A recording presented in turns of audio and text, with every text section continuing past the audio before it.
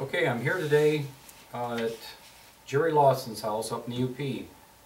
He is the person that has started and owned Musky Lake kennels. And so I'd like to ask a few questions. Jerry has been in beagling for an awful lot of years, and there's an awful lot of knowledge that any of us could really gain from. And so I'd like to interview him. First question, when did you first get started in beagles? That was 1950. I was 10 years old, and my dad picked up a beagle from a friend, a beagle pup. He called her Babe. And so when I was 11, I shot my first rabbit over her. And I think he was about 7 months old. And what I remember is rabbit came up, and it was a cottontail, a little short run, came up and sat about 10 yards away. And I pulled up with a 20 gauge and I blew it all to smithereens. But it was my first rabbit. Ah. And my dad says, good shot, Jerry, but next time maybe try to shoot him in the head. So anyway, that's where we got started. How did you ever come up with your kennel name? My folks bought a farm, 80-acre farm on Little Musky Lake, and cedar along the one side, on our side of it. And then, anyway, my dad and I planted a lot of pine trees and autumn olive and mulberry rose, and we made a lot of habitat there for rabbits and other game. And it just seemed like a good appropriate name to Musky Lake. Sounds very well. Who got you actually started in beagles and as a mentor, and how long ago was that? Okay, well my dad took me every weekend, and we hunted cottontail a lot with Babe. And then we bred her to D-Line Chief. It's a brace trial field champion. Bill Dangle was a beagler that had field champions. And we had a real nice litter out of that. And but anyway, that, you know, that, and then we had Bugs and Little Bit, 2 females out of that litter. And that's what we had after Babe. And then as far as a mentor goes, Jim Gerke, I met him at GM where I worked, and he got me going on hare hunting. And one thing led to another. We went up to Cherryland Beagle Club. I met Bob Keys, very big influence, real knowledgeable beagler, and learned from him. And then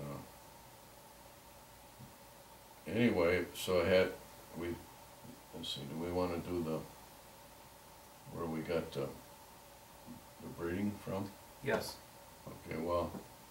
Where did you get your foundation stock? Okay, so Bugs and Little Bit are 2 females had been fixed.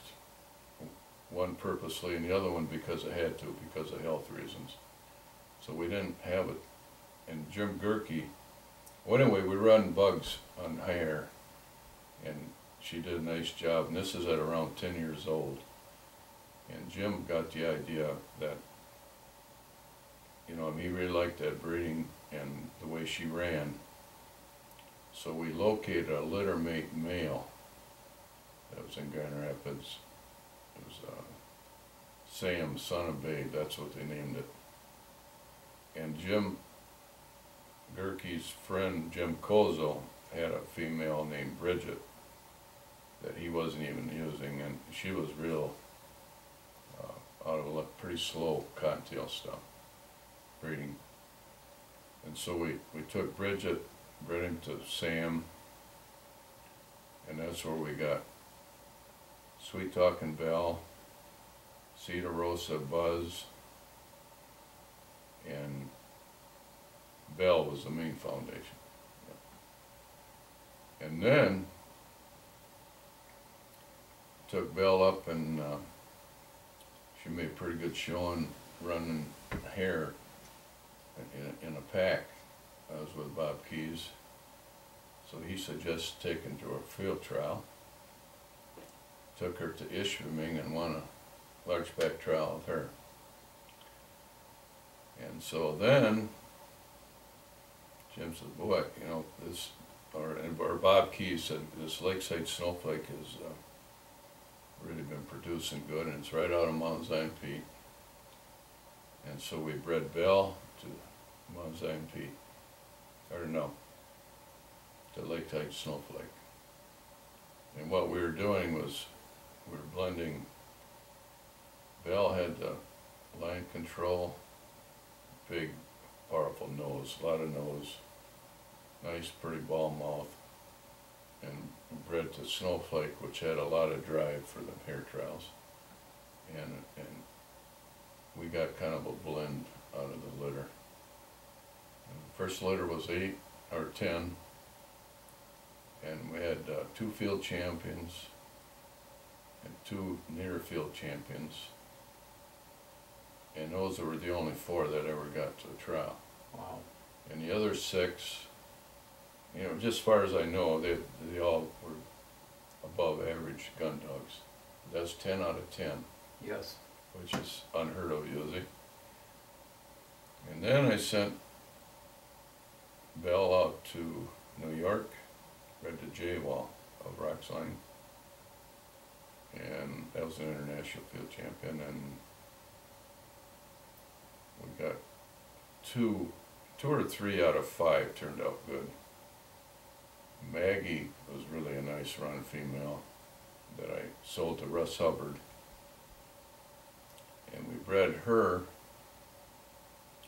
to Joe's Johnny Lobel, who's a field champion, Escanaba, I believe, Beatty Knock. And got Seltzer, Musky Lake Seltzer, and that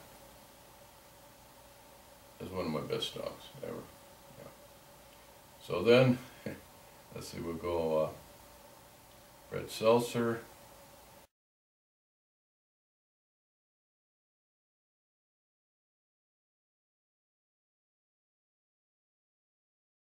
Gunner, Musky Lake Gunner comes in there, which is out of Bonnie, and Champlain Bucky, which is an international field champion out of Vermont.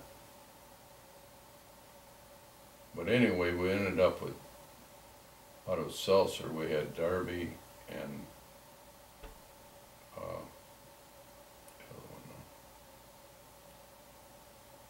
Sealer, 2 exceptional females, good snow dogs. And then we bred Darby to Jack. That was LeBon Rollinger's Jack dog. And he had quite a bit of Canadian breeding. And let's see what we get. We got Manny. Real nice run female. What I breed Manny to. bred Manny to, let's see, pace setter. And let's see, we got Stevie and Neb, which are good. You know, they turned out real good. And Stevie is still living. Stevie's still living. She's 14. Excuse me. And then I took Stevie over, and I bred to Holsworth's Magnum Force, which out of Woodstock, Grampy. And we got Kojo and Lacey J. And I got that name from Lacey J. Dalton, the country singer. Oh yeah. And I saw that Kojo name, I don't know, somewhere in some book I read. And I like the name. I've never heard of another Kojo. So anyway, let's see what I do after that. Are we down to Stevie? Or Stevie. no, Lacey J. Yeah. And then Kojo's been line bred a couple times. Lacey's been she's been line bred a couple times, or once. And I got a pup out of that, and that's kind of where I'm at right now. Okay. Name the 2 best hounds that You you've got ever enough owned. batteries? Yes. Okay. 2 best hounds.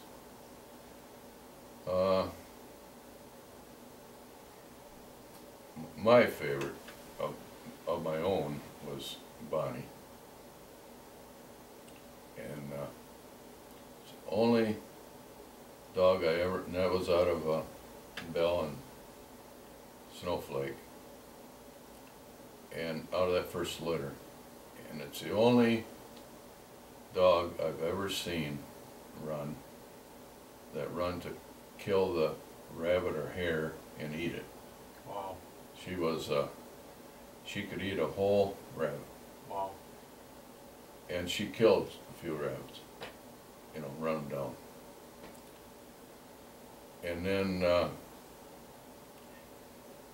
she had just a shine for field trials. She was, especially when she was younger, she was competitive enough where she wasn't running the middle pack.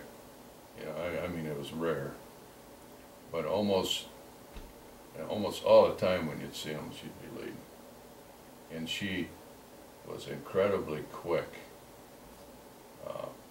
If she did go, you know, when the rabbit turned, she'd go over the edge a little bit, and she was a short hooker, and on a dead run, she'd make that little short hook around or circle, and on a dead run, when she come across that track, she'd turn the right way and go and just accelerate out of there, which would lead the other dogs. Most dogs, I mean a lot of dogs, when they find that again, they got to stop and check it a little bit. Mm-hmm. You know, get direction and get it going, not her. Well, anyway,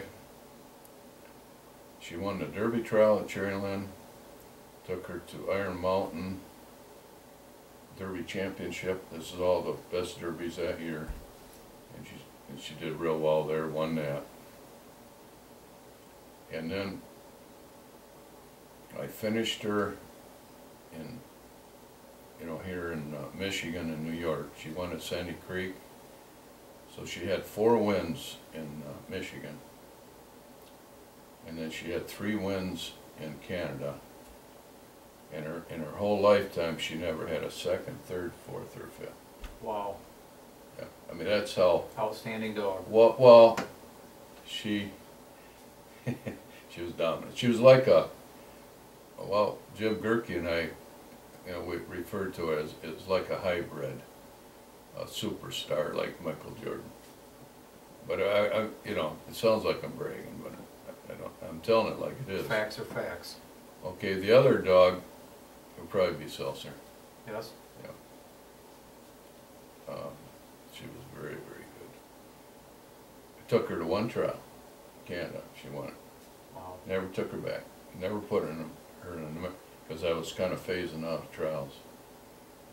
The best run I ever seen her run, I was down cutting cedar with a chainsaw down in Cedar Swamp. Had, I'm going to say 1.5 foot of snow, fluffy, you know, with no base. So when you'd make a track, the snow would fall in on. She jumped a cottontail, around and around and around and around, and I looked at my watch when she started. 2.5 hours she ran that cottontail, and that rabbit did not want to get out of the trails, because a cottontail don't like to waddle or swim through snow. So it kept running the same tracks a lot. Now you got to remember, I didn't watch the whole run, but I'd say the whole 2.5 hours she probably never went out of 2 acres.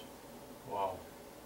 And I know I saw her cross on the same trail 6, 7 times. Because that poor rabbit, you know, he had to stay on that. And I mean, I was seeing the rabbit and I was seeing her, and she was taking. Now she wasn't driving it, but she run it. And I don't know how many dogs could do that. But that's the kind of things I remember. Now you have a couple of Beagles that is foundation of Brenkos. You have Musky Lake Levi and you have Musky Lake Bobby. And Musky Lake Peaches. Yeah, she ties in there too. But anyway, where I met Brenko was at Quinny Beagle Club. It's way on the east side of Toronto, of Ontario. And he came to a trial, and I was running Levi, Musky Lake Levi. And I think he took a second that day. He was very ticked and well confirmation. In fact, I took a first or second with him on the bench. Where he had a field trial, but they also had a bench show. So I mean, he's put together good. And I didn't know Brenko and Frida at all.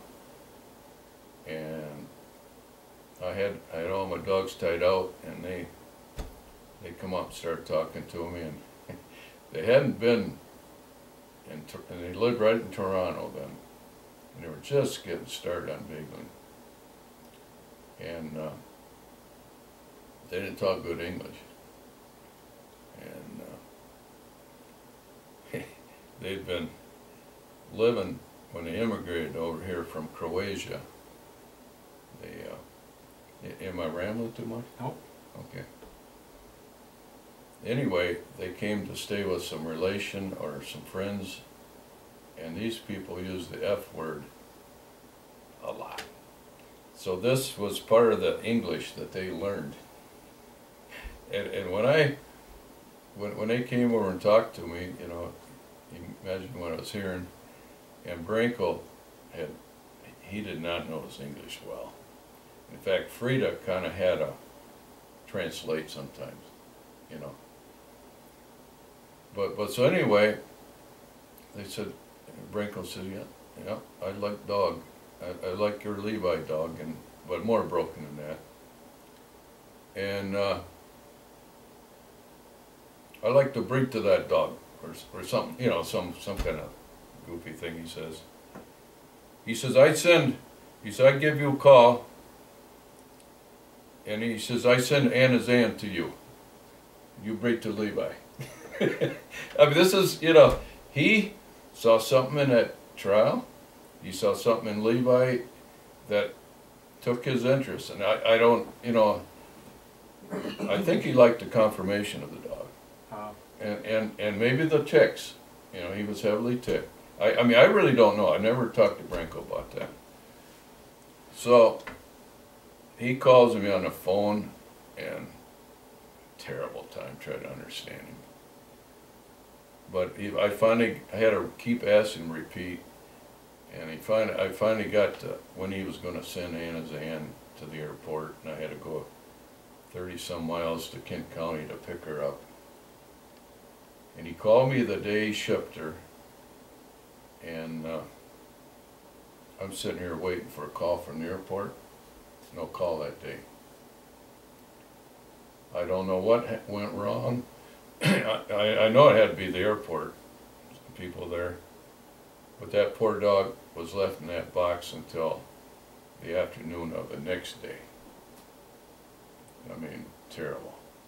So I went and got her, brought her back and made the breeding. And no, he got some of his breeding stock out of that. And he also had some breeding, you know, out of Peaches and Bobby. And he told me the last time I was up to his place that he figures all the ticking that he has on his dogs, you know, came from Levi. Wow. Yeah, I mean it was that dominant for color, and I've lost a blue tick myself, but he still got some. What are the couple of hounds that really stood out of somebody else that owned them? Okay, that been more than a couple, but Jim Gerke's Skeeter was just something you didn't want to run with. She was on the line, and she was quick, and she had a machine gun mouth that would just, I mean, it put you to sleep almost. I mean, when you go to bed at night, you could hear that, I mean, because you'd heard it a million times during the day. But she'd get on that line and she'd lift her head up. You know, ball mouth dog will lift their head up and sometimes mess up on the line. And she was right into the ground with that fast chop mouth. And could she run a rabbit? And I felt totally sorry for everybody that had to go hunt or run with Jim Gerke. Because you might just, well, put all the rest of the dogs in the box and just run her. Because that's all you're hearing. Like a machine gun. And here she is, you're right on the rabbit, you know. And the only dog I had that could run with her was Bonnie. And Bonnie could put it to her a little bit on Cottontail, but on Hare, Skeeter's smoked Bonnie. But she was leggy and taller, and she could get through the snow a lot better than Bonnie. Bonnie was kind of stocky. And anyway, that's one. And the other one, I judged Mountaineer King 2 times, and then I saw him run in a pen of about a 20-acre pen with cottontails in it that Bob Keyes had at Traverse City, and he really run nice. But the first time I judged at Cherryland, I was really green, and we judged the little males. And I judged with Jack Morrison, which was a friend of Bob Keyes and had learned from Bob. And Jack could get around real good in the bush, and he knew dogs. And he was looking for the working dog, the one that was keeping the run going, not first dog cross path. And I didn't know all this stuff. So we had him down maybe 3 hours. Jack and I got together and comparing notes, and he says, what do you got for first place hound? And I give him the number, you know, whatever it was. And yeah, he says I got quite a bit of score on that one. And but then he says, I'm using an arbitrary number here, but what about number 2? What do you see in there? And I said, I got, you know, I got some, but not a lot of score on that dog. Well, he says, Gonna watch that dog some, especially on the checks. Well, I guess we run another hour or so, and we got back together, and I still had that one dog number, you know, it was my first place dog, and Jack says, well, let's watch them together. So we're both standing in the path there, and dogs are coming.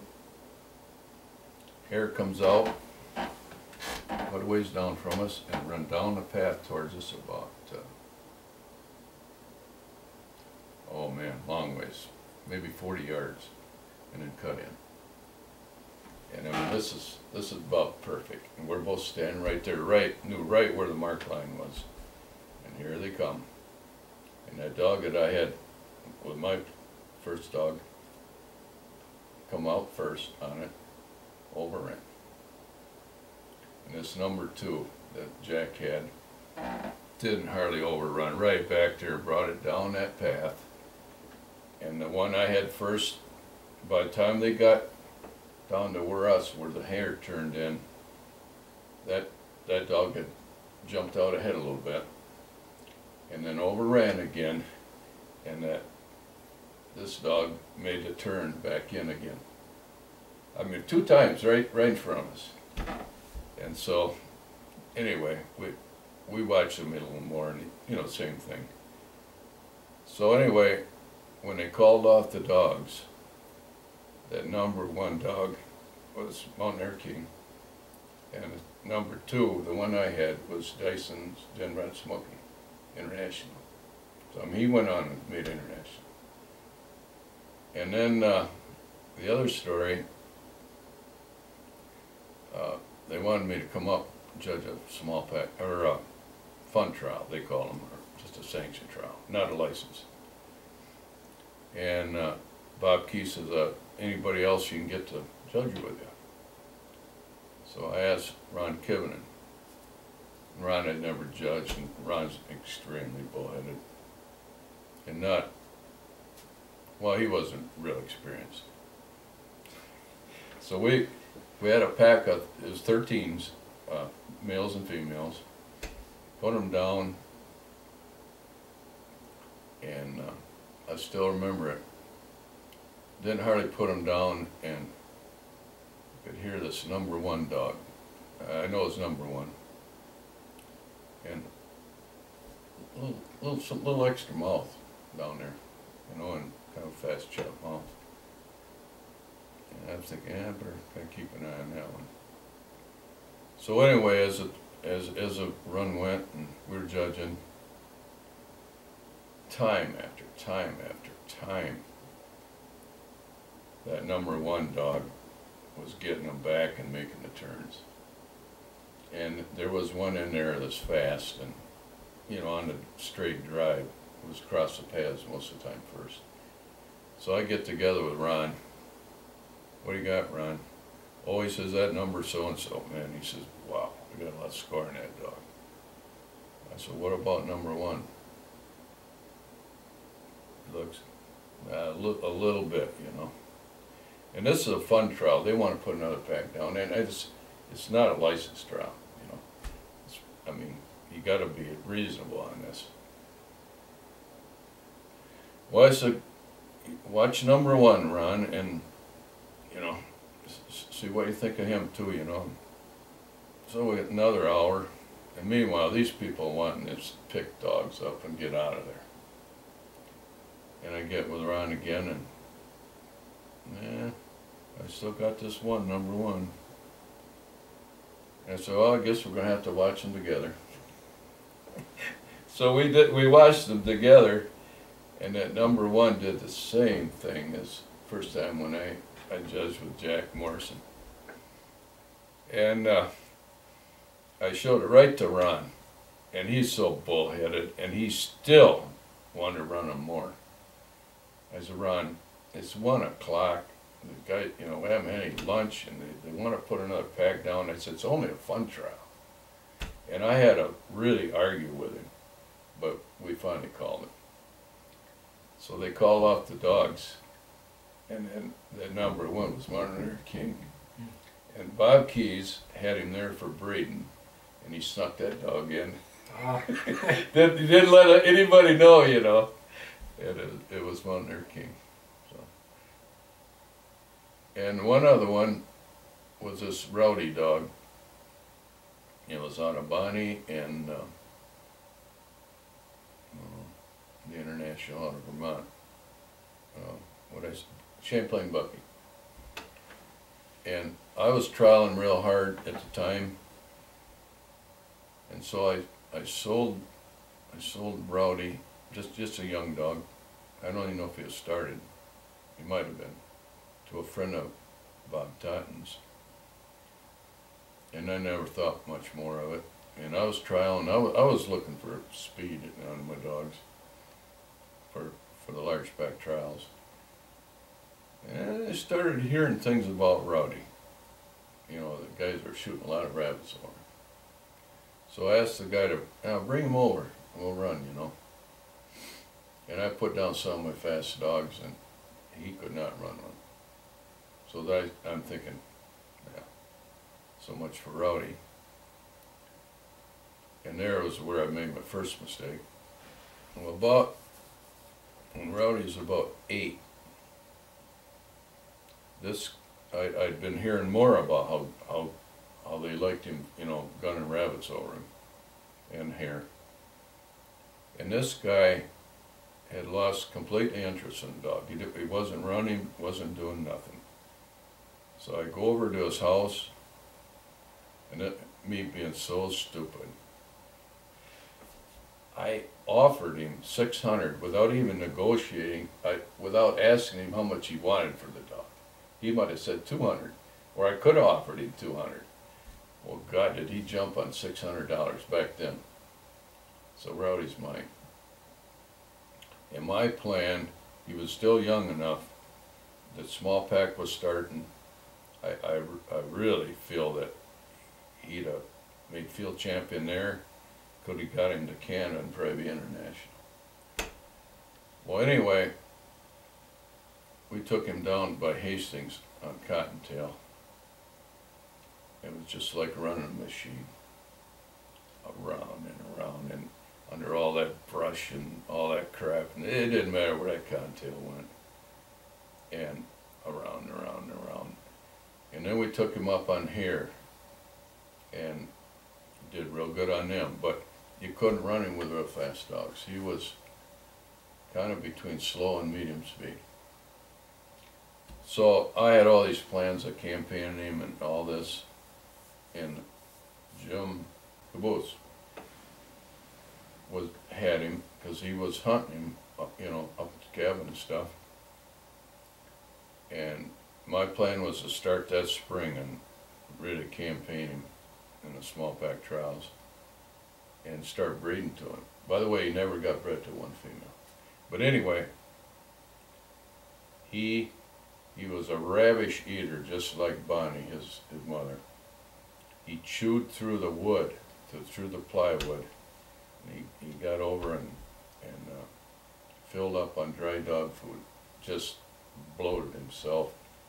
And then that, my understanding is that once it gets in their system, it expands because of the water that's in them, and it killed him. Wow. And I get a call, and it's Jim, he's crying. And you know, he says, your dog is dead. Never got to breed him, never got to try him or anything. But there, I was just so obsessed with large pack trials, and you had to have something with a lot of foot, if you know, to do anything. And I should have been breeding about every female I had to him. Yeah. And he was out of Bonnie, best dog I ever owned, and Bucky was a good producer, and you know, you'll see him in a lot of pedigrees. So. Okay, that's it. I could tell you about a bunch of them more. Well, thank you very much for your interview. That's it? That's it. Okay. Jerry Lossin, ladies and gentlemen. Yeah. Thanks, Jerry. Yeah.